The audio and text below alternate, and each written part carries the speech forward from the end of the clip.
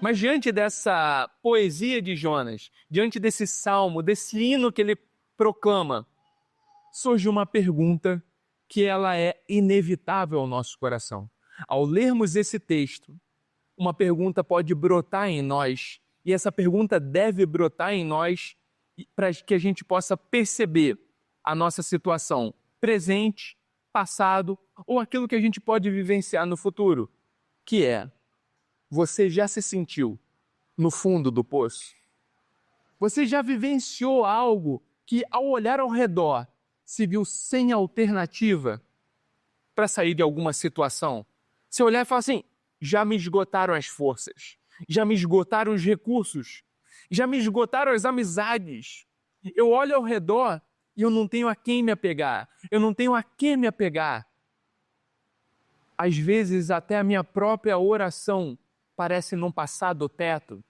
Às vezes até o meu próprio clamor, ele não é traduzido em palavras.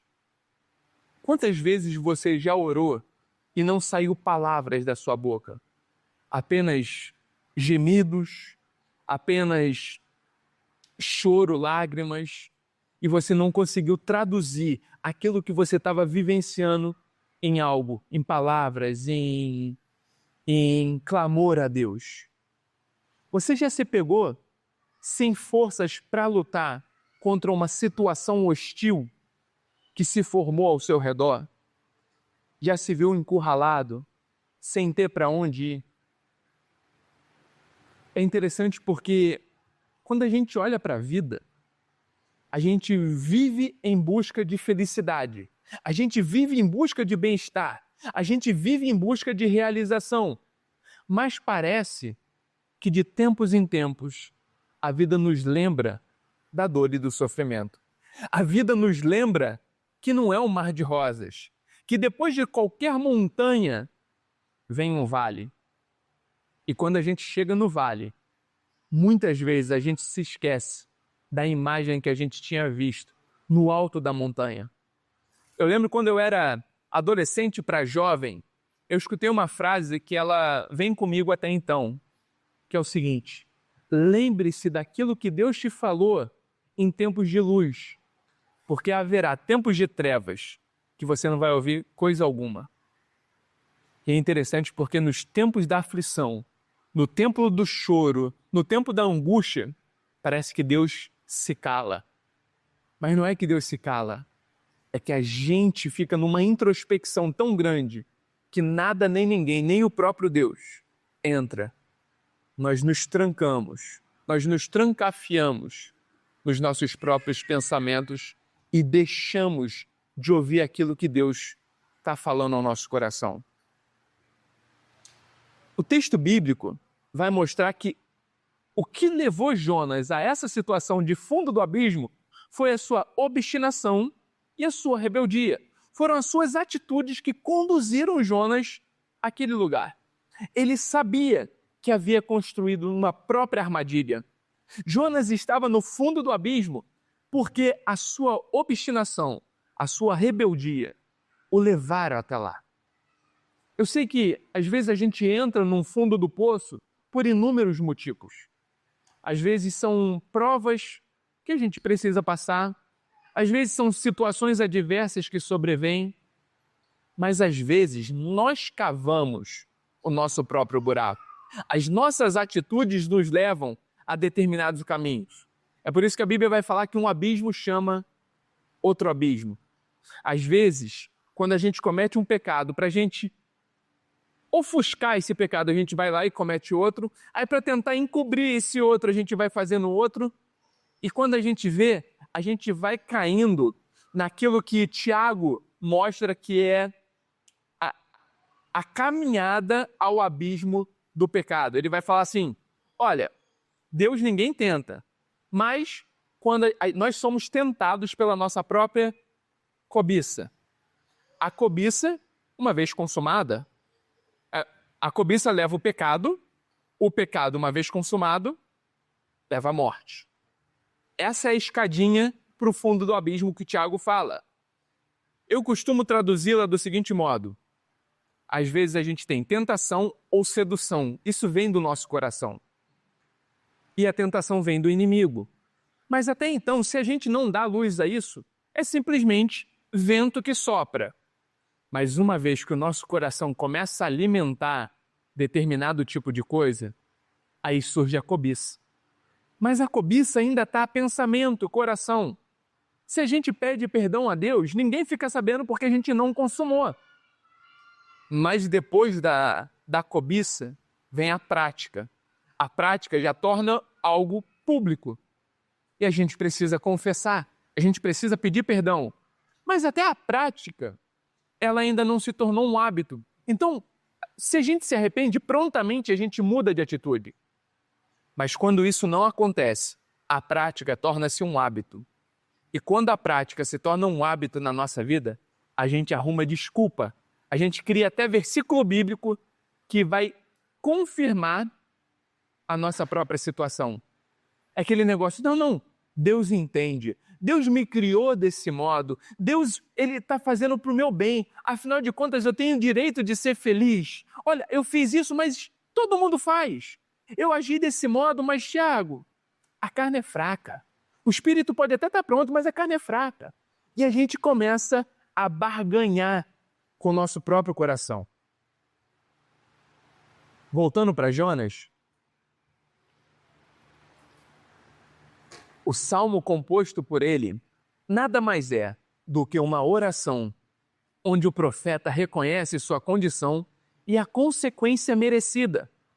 Mas junto com isso vem também uma constatação da graça e da misericórdia de Deus em não dar a Jonas o que ele merecia, antes promover um livramento, uma salvação.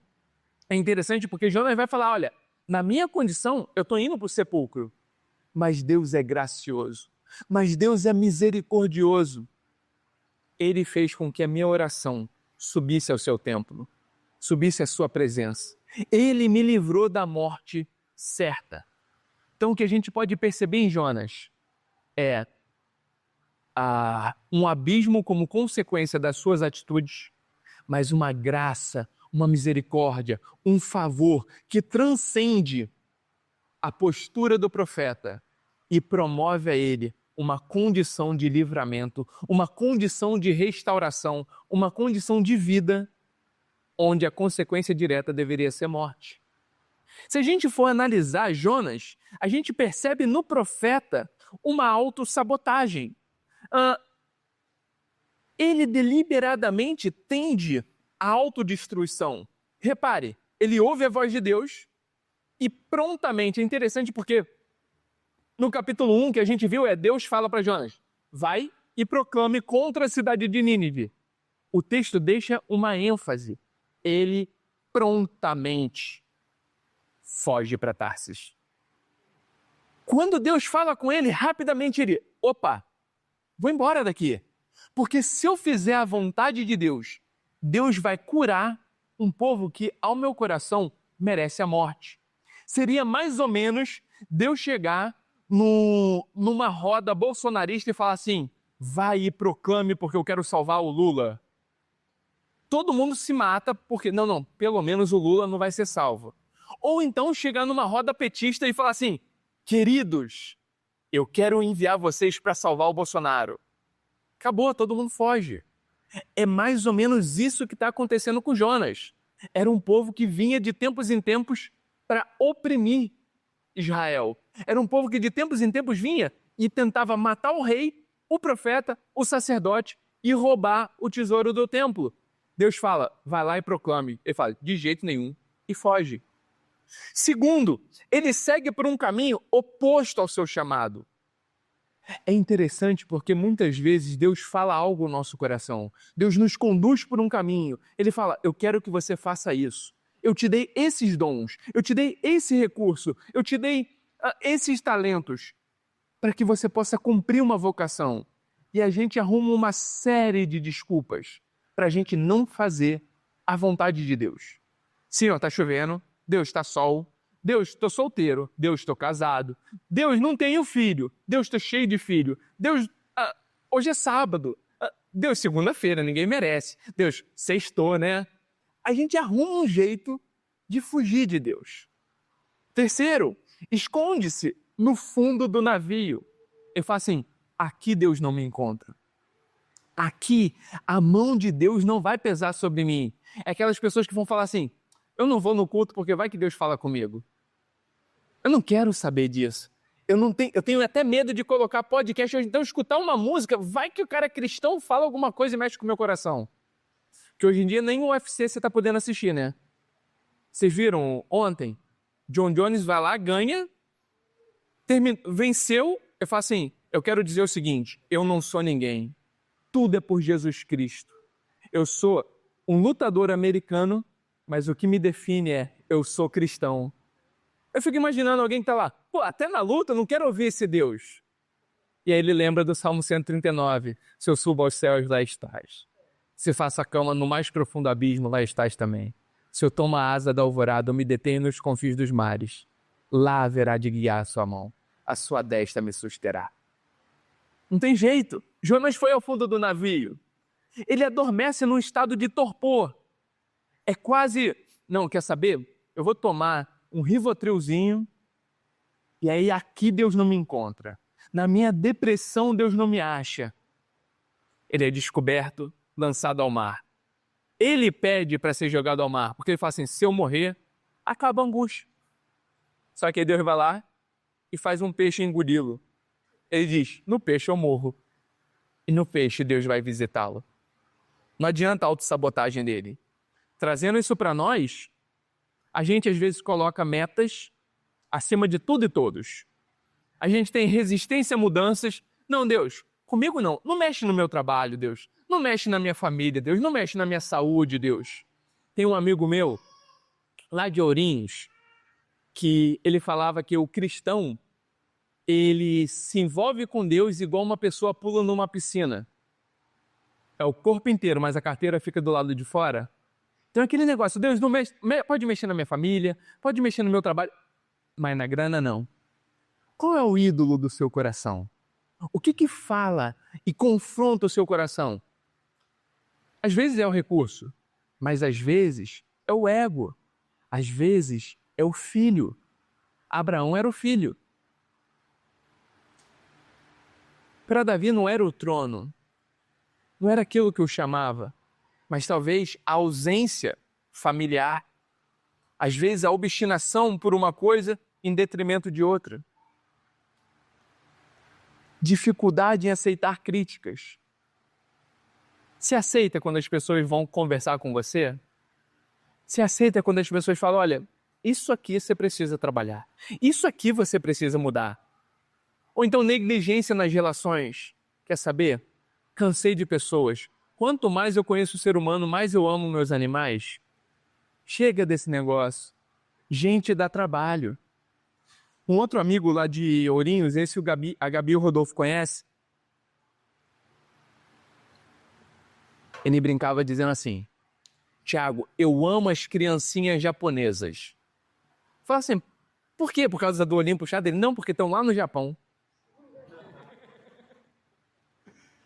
Dificuldade em relações, estresse, ansiedade. Parece que essas coisas vão acontecendo quando a gente busca a autossabotagem, quando a gente busca fugir do propósito de Deus. Como consequência, a gente tem esgotamento físico e mental, a gente tem conflitos, a gente tem perdas de oportunidade, porque a gente é tão voltado para si mesmo que a gente não percebe aquilo que Deus está fazendo ao redor. A gente tem uma saúde comprometida. Voltando para Jonas, desde o início fica claro que Yahvé está no controle, inclusive preparando um peixe para engoli-lo. Eu imagino Deus falando assim para o peixe, aguenta aí. O pessoal está procurando ele no navio, vai achar. Aí o peixe, e aí, já? Não, aguenta aí, estão acordando o homem. Não, aguenta aí que agora lançaram a sorte e caiu nele. Não, aguenta aí porque ele já falou que vai pular, mas o povo não quer jogar ele. O povo está tentando fazer duas coisas. Pronto, chegou. Está na prancha, está andando na prancha. Pronto, está engolido. Deus prepara o ambiente, Deus cuida de todo momento, Deus cuida da tempestade. E quando Jonas é lançado no mar, no momento de desespero, ele se encontra vivo. Ele se encontra acolhido naquela água gelada. Ele encontra um abrigo quentinho. Talvez com um pouquinho de suco gástrico, mas um ambiente quentinho, pelo menos no primeiro momento. Essa situação de Jonas, embora desconfortável, proporciona a Jonas um tempo de refletir sobre as suas ações e se comunicar com Deus. Enquanto o ambiente estava tranquilo, ele estava preso nos próprios pensamentos. Ele queria o torpor de dormir. Mas dentro do peixe, num ambiente desproporcional, num ambiente desconfortável, ele clama por ajuda. Ele clama por socorro. É igual. A Thalita sabe disso. Toda vez que eu pego um avião, eu fico assim, morro de medo. Mas tem aqueles momentos que tá tudo tranquilo. Tá tranquilo, você até consegue tirar um cochilo. Mas quando ele dá aquela primeira tremidinha, gente, eu não sei como que é vocês, mas passou aquela nuvenzinha levinha, eu já fico, Senhor Jesus, quero te pedir perdão se tiver algum pecado aqui oculto. Eu creio na predestinação, mas vai que, né? Então me perdoa. E tem um cientista ateu, que é o Sakane, que ele disse isso, que quando teve uma grande turbulência, ele falou, meu Deus, e começou a orar. Aí uma pessoa virou para ele e falou assim, Sakane, você é ateu? Ele, nessas horas, meu amigo. Acabou o ateísmo dele, rapidinho. Às vezes Deus te coloca numa situação para abrir o seu coração e falar contigo. Às vezes Deus prepara um ambiente, porque de outro modo seus ouvidos estariam tampados. No Salmo de Ação de Graças, Jonas, ele expressa sua gratidão pela resposta à sua oração, reconhecendo que Deus, em um momento de perigo mortal, foi o seu resgatador. É interessante porque, enquanto a gente tem possibilidades de recursos, a gente vai buscar em amigos, a gente vai buscar na conta bancária, a gente vai buscar com parentes, a gente vai buscar, de algum modo, se autoproteger. Mas quando a gente se encontra no fundo do poço, é que a gente só consegue olhar para cima. Não dá mais para olhar para o lado. Jonas está vivenciando esse momento. E ali ele se encontra envolto pela graça, pela misericórdia e pelo favor de Deus. Finalmente, enquanto Jonas reflete e ora, o peixe, sob a direção de Deus, está prestes a cumprir o seu papel. A gente não sabe aqui, e o autor não quer, porque o autor não é um historiador, então a gente não sabe se os 3 dias aqui são literais. Por quê? Porque 3 dias, o 3 ali, era o tempo que a alma ficava no corpo para o israelita antes de ir para o profundo da morte.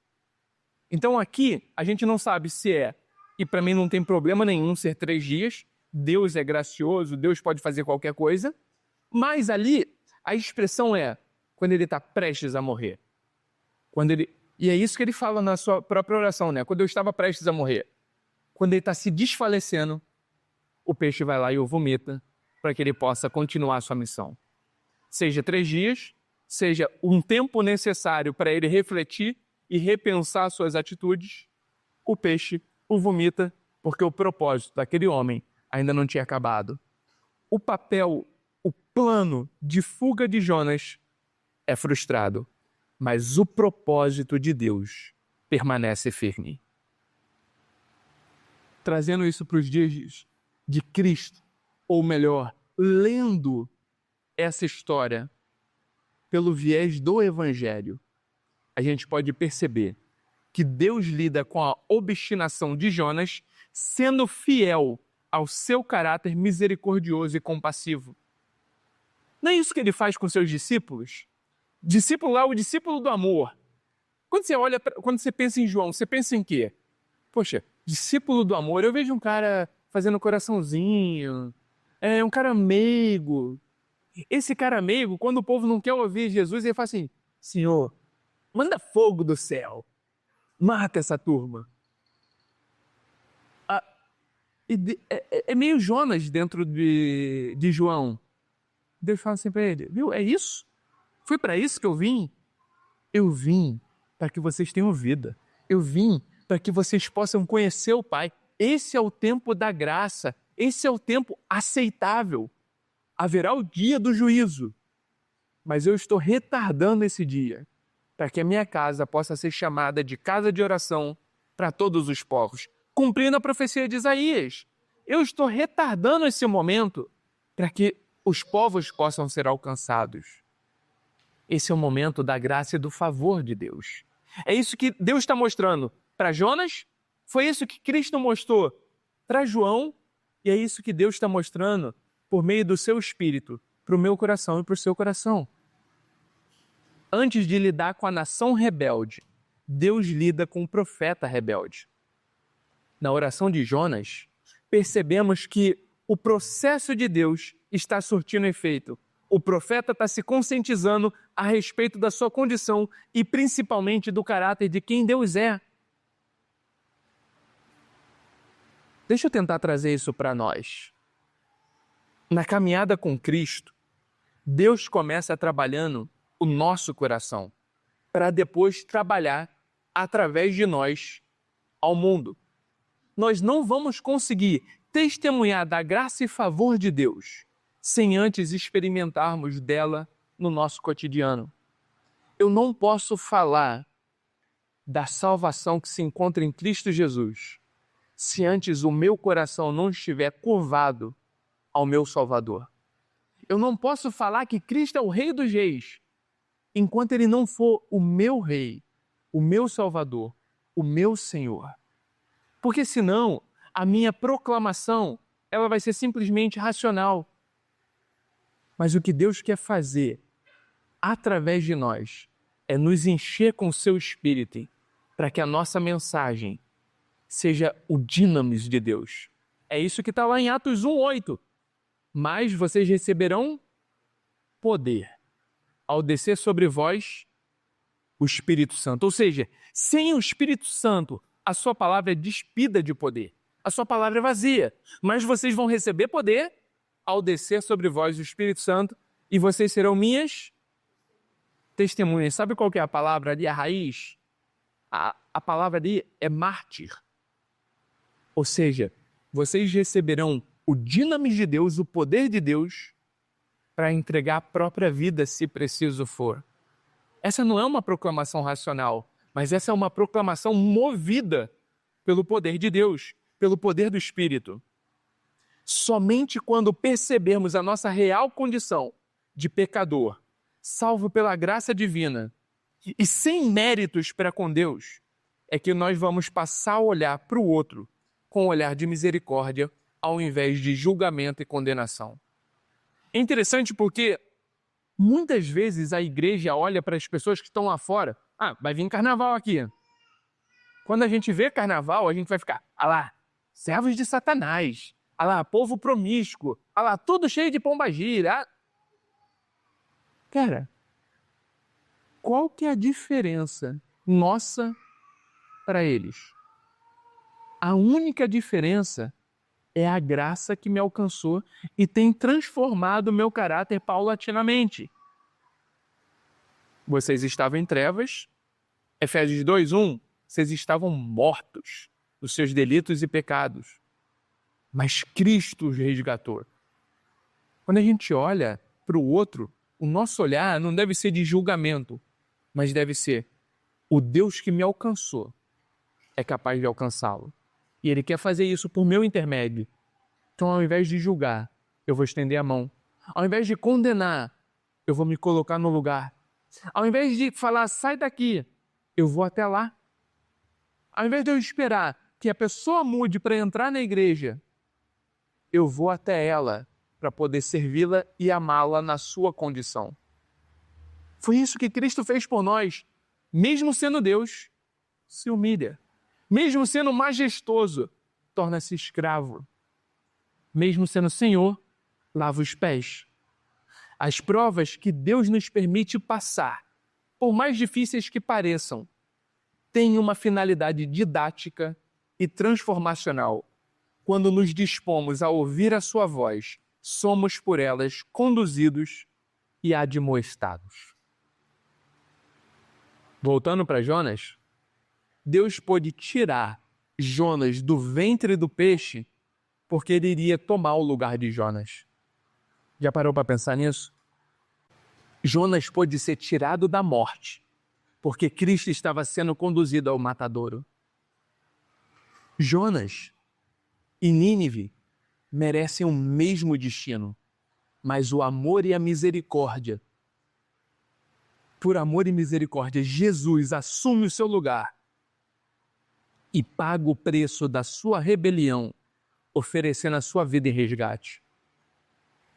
Toda vez que você julgar uma pessoa pela sua condição, lembre-se, Cristo podia te julgar pela sua condição, mas ele resolveu, ao invés de te julgar, morrer no seu lugar.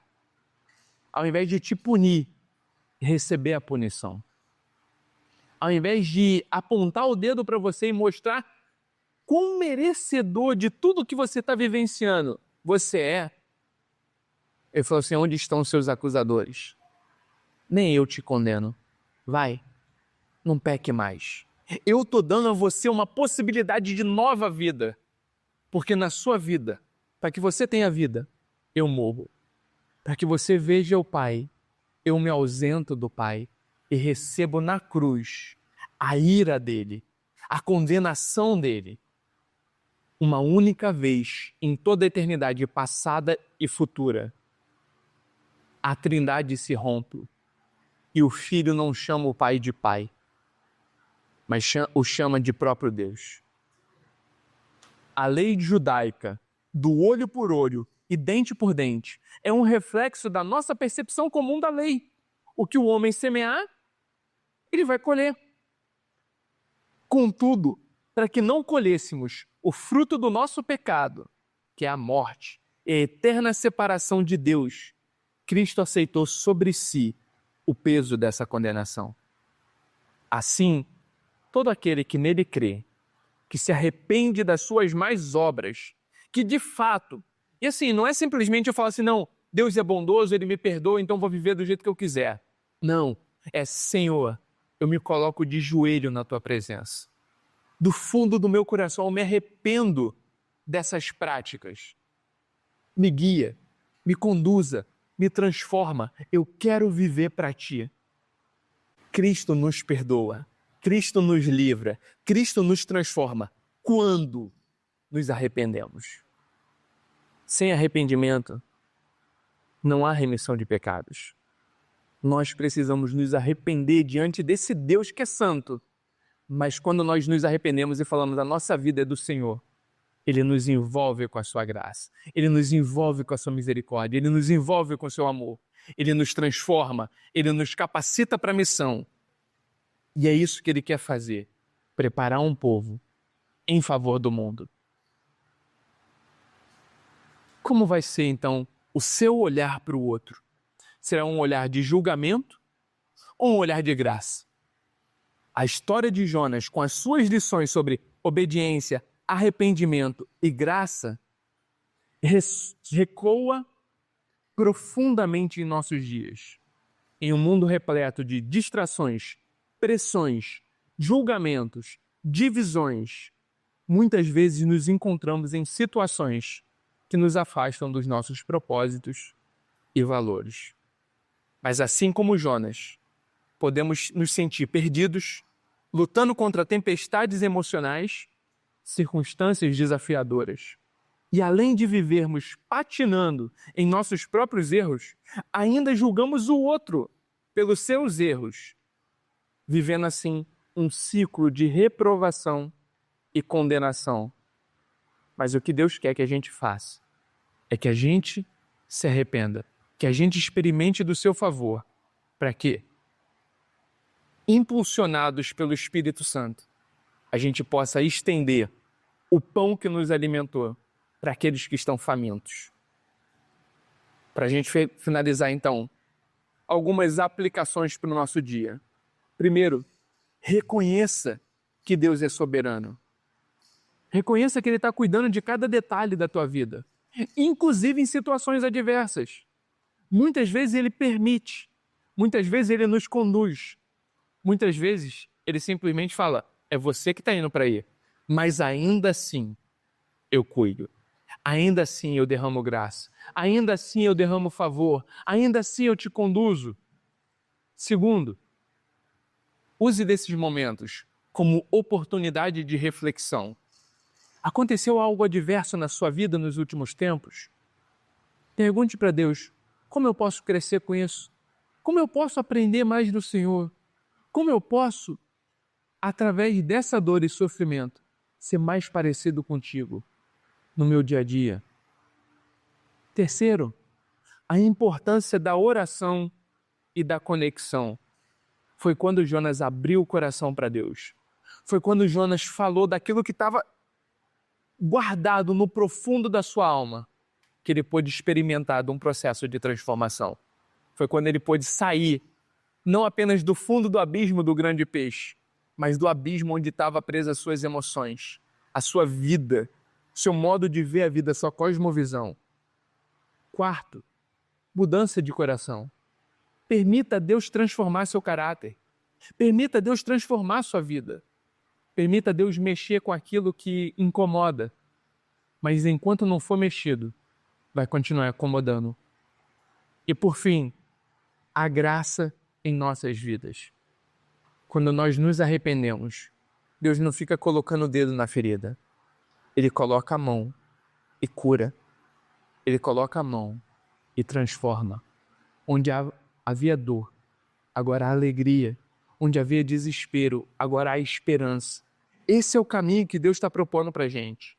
É isso que Ele nos convida a vivenciar, a experimentar no nosso dia a dia. Você ouviu uma das séries de mensagens da Igreja do Porto. A sua audiência é muito importante para nós. Muito obrigada! Nos siga nas redes sociais e compartilhe com seus amigos da Igreja do Porto. Até a próxima!